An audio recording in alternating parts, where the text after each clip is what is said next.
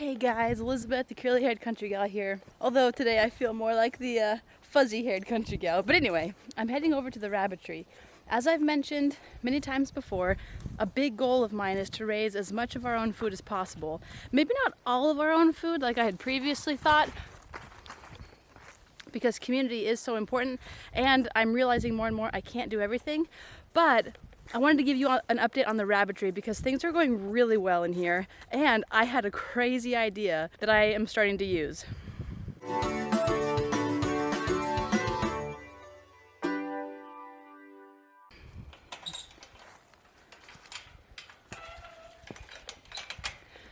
So I'm here inside the rabbitry, and I've been learning a lot more about rotational grazing because I hope that we can turn our property into a big circle, a big wagon wheel, and rotationally graze a couple cows, a couple small pigs, and maybe a sheep or a goat around the property. That's going to take a lot of time to work up to, but that's what I'm hoping for. And so here in the rabbitry, it was kind of a light bulb moment. I realized, oh yeah, the reason that you want to rotationally graze animals is in part so that their poop they're not pooping out worms in their poop and then they're constantly on it, stepping on it, consuming those worms back into their bodies and then getting sick and dying. So it occurred to me, wait a second, what if I rotationally graze my rabbits in the rabbitry?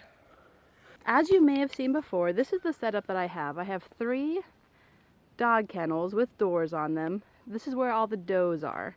And in this common area, there's many hides for them.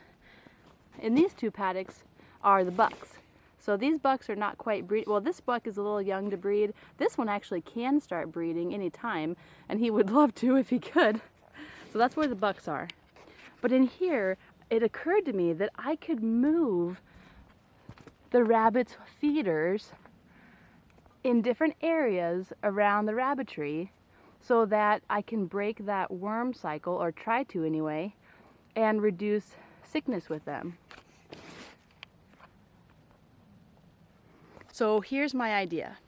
I'm breaking up these 4 areas, the 3 breeding pens and the common area, into 4 different sections. And in each of those sections, I'm subdividing it into 4 sections. So I have a total of 16 micro grazing plots that I'm using with the rabbits. So in here, I'm just sectioning it off. We've got the back left corner, back right, front left, front right, and the same with this paddock, and the same with that kennel. And then out here, I'm just kind of picking 4 locations for the feeder to go. Maybe over here one time, over here one time, over here, over there. So days 1 and 2, they're going to be up here. Their feeder's going to be over here. Days 3 and 4, their feeder is going to be in the back left corner of this pen. On days 5 and 6, their feeder's in the back left corner of this pen. On days 7 and 8, let's say I put their feeder over here by the door. So they're not going to be back in this paddock because I'm going to have the door closed. They're not going to be back in here until days 9 or 10. And even when they get back in here, I'm going to move the feeder instead to the front right quadrant. So that'll be days 9 and 10. Days 11 and 12 will be the front right quadrant up here. Days 13 and 14 will be the front right quadrant over here, etc. So that means that they're not going to be in the exact same spot, at least to feed, for 32 days. So it's going to be a 32-day cycle. So now I'm fairly new to rabbits, and I'm definitely new to a colony setup. And honestly, I don't know a ton about the life cycle of worms in rabbits specifically, but my understanding is that when you're rotationally grazing cattle or even pigs, it's about a 30-day life cycle. Well, I think it's 2 weeks. So you've got the eggs, and it takes them a week to hatch, and then they climb up on top of the grass for a week, and then they go back down. So I don't know a ton about the life cycle, but it sounds like a 30-day cycle is a really good one to have when you're rotationally grazing in a field. And so that's what I'm kind of bringing to the rabbitry. So it could just be coincidental, but so far, I've had these new rabbits. I have now 9 does and 3 bucks. And so 10 of those are new as of a couple months ago now. And when I first got Angel, who's back here, and Lemon over here, with several other rabbits, all of those other rabbits died, and several of them died within the first few days or the first week of having them. And so I'm really excited that so far none of these rabbits have died. So maybe in part it's because of moving their feeders around and doing this rotational grazing. There's a few other things that I've done, so let me show you about those. And I'm also going to show you a few things that haven't been working very well in this setup.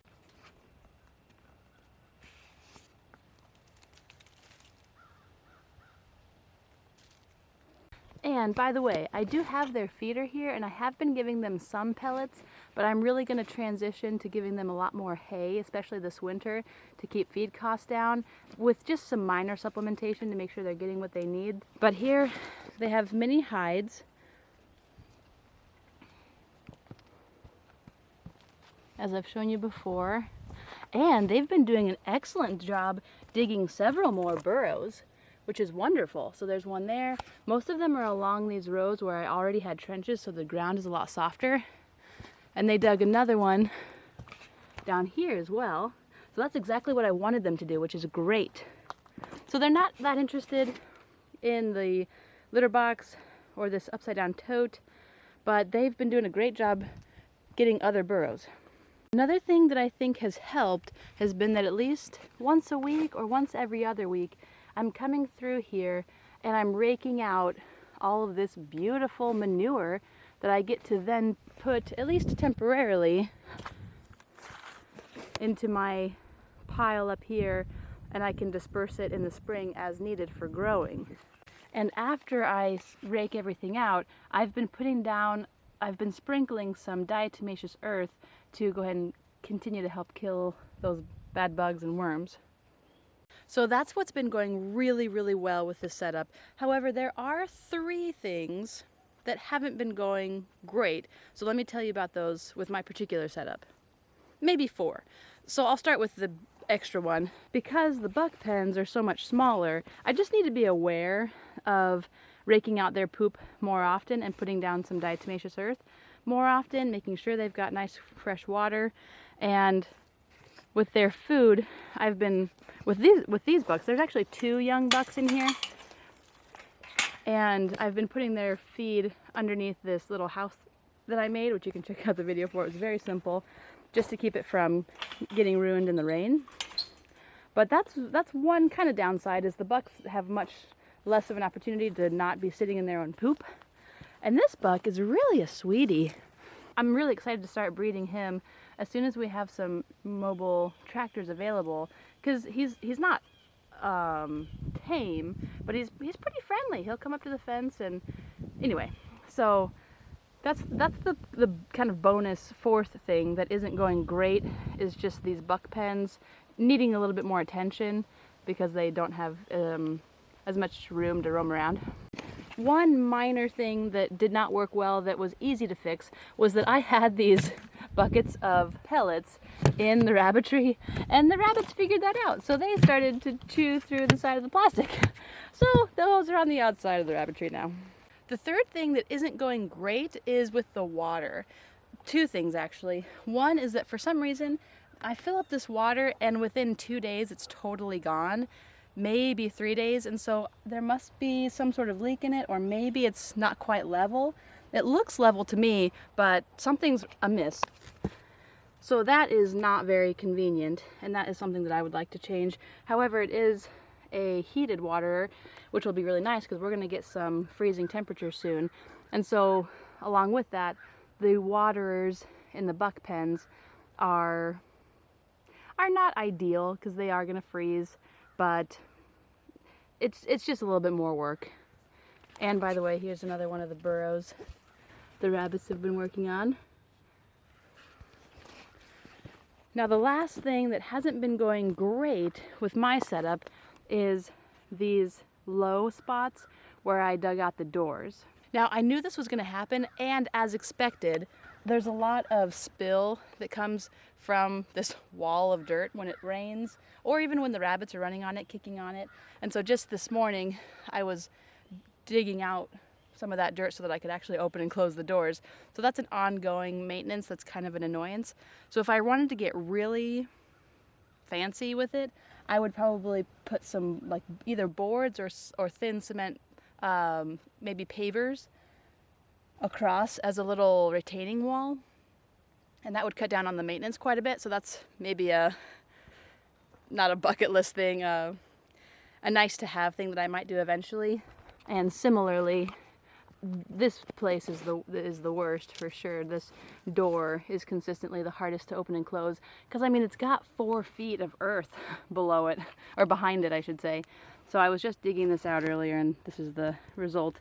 So that's an inconvenience, but I still love the setup. I still love that they can burrow and that I don't have to really worry about them digging out. Here are the white new rabbits. Again, definitely not tame. They seem to be doing well. They don't seem to have any ear problems. I don't consistently check them for mites or check their teeth or anything. But so far, at least to the naked eye, they seem happy and healthy. Angel seems to be doing really well. She's kind of dirty right now. And I have a gray one around here somewhere. And of course Lemon. Hey, sweetie. And then kind of a bonus thing that hasn't been going great in the rabbitry is with this bird netting. So it's okay overall, but right here it's just resting on my head because it had been secured up here, but it tears relatively easily. And like right now when the big tarp is blowing, it puts a lot of weight on it. So that's not ideal. I'd like to not have to bend over like that when I'm walking through the rabbitry, but we'll figure out a way to mitigate that at some point. So thanks for coming along with me. Again, my goal is to work toward raising a lot of our own food with happy, healthy animals. And I'm very excited, like I mentioned earlier, to raise a lot of rabbit next year as soon as I get some rabbit tractors ready. So I don't want to breed Lemon with our buck. And Angel, I think, is ready to be bred now. I could breed Lemon and Angel, and I'd like to sooner than later. But I just need to make sure that I'm doing one thing at a time, make sure that I can manage all the things that I am getting myself into.